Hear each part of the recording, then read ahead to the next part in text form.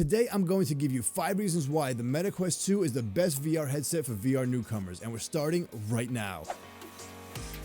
The first reason is that the Quest 2 is a standalone VR headset.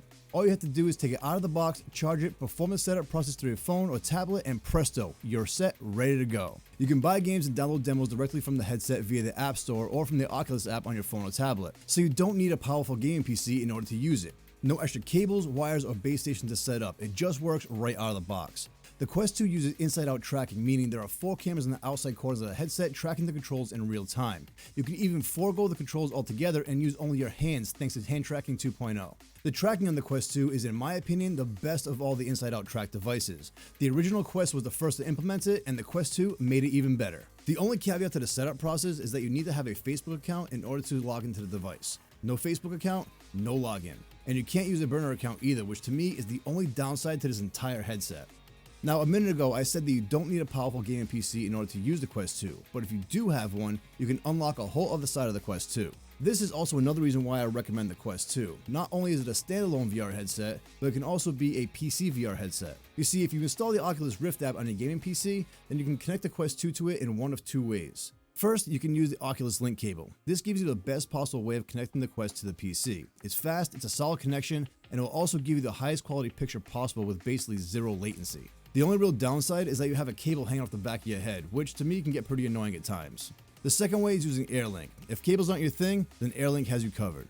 As long as both devices are on the same network and paired together through the app, you can connect the Quest 2 to your PC wirelessly. This is a very nice feature to keep things clean in your play area, but you will take a little bit of a slight hit in your picture quality, and you may notice some latency in your inputs as well. Though if you use a 5 GHz wireless connection for the Quest 2 and have the PC connected to an Ethernet cable, you shouldn't notice much of a difference at all. Having the flexibility to choose between using the Quest 2 as a standalone or as a PC VR headset is just an amazing feature, and it's one that I love. As far as visuals and clarity goes, the Quest 2 rivals even that of some of the higher end PC VR headsets out there.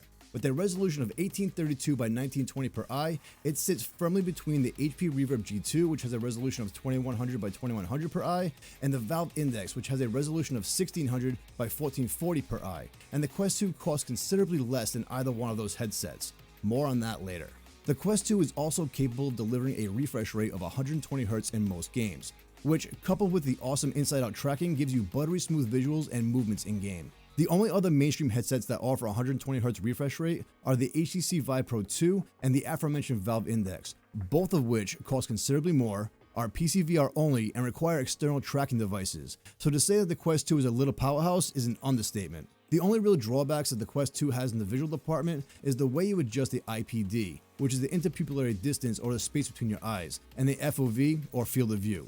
The way you adjust the IPD in the Quest 2 is by physically moving the lenses inside the headset manually at only 3 intervals, so trying to find a sweet spot in the lenses can be difficult at times. But the sweet spot is a bit larger on the Quest 2 than other headsets out there, so it's not a real detractor. The other quote-unquote drawback is the FOV only being around 90 degrees. Some of the more expensive and more higher-end headsets can get upwards of 110 to 114 degrees FOV. What this means is that your peripheral vision may feel like it's not extending far enough and may break your immersion. The Quest 2 is a powerhouse, delivering really crisp and clean visuals. It rivals that of the big dogs in a very small and light package, which I believe anyone will be satisfied with. Another reason I believe the Quest 2 is great for beginners is the ability to modify it in any way you see fit. There are a ton of accessories that have been made and are still being made for the Quest 2. There is even an entire community dedicated to modifying and teaching you how to modify your Quest 2. For instance, if for whatever reason you don't like the head strap that comes with it, you can swap it out for something that suits you better. It doesn't matter if you want a head strap that is more comfortable or if you want one that has built-in headphones. You have a ton of options to choose from. And that is only one example of what you can do with the Quest 2. You can get skins for it, you can add different grips to the touch controls to give you better control, you can add battery packs to extend your playtime, you can even do software tweaks to improve visuals if you're so inclined. There's just so much you can do with the Quest 2 that I can make a few different videos just on that subject alone. So if you're into modifying and tweaking your electronics, then the Quest 2 has something for you. Now, I've told you all what the Quest can do and why I believe it's the best VR headset for beginners, but the biggest reason I feel like it's the best is because of the price. You can get everything I just mentioned for a starting price of just $299 for the 128GB model. The Quest 2 is literally the best bang for your buck VR headset. You can get better visuals than the Valve Index, which costs $999. You can get better inside-out tracking than the HP Reverb G2, which costs $499. And you get the same 120Hz refresh rate as the Vive Pro 2, which costs $799 just for the headset alone. To me, the Quest 2 is a great device because it takes some of the best features of the more expensive PCVR headsets and packages it all up into one neat little device for an amazing price. Now, if you're worried about storage space, you could always opt to get the 256GB model for just $399.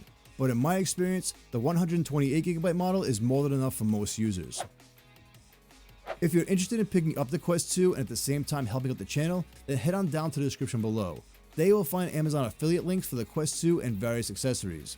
Also, check out my review on the Q Design Elite head strap. This thing is pretty amazing and you should be able to click on it on the screen right now.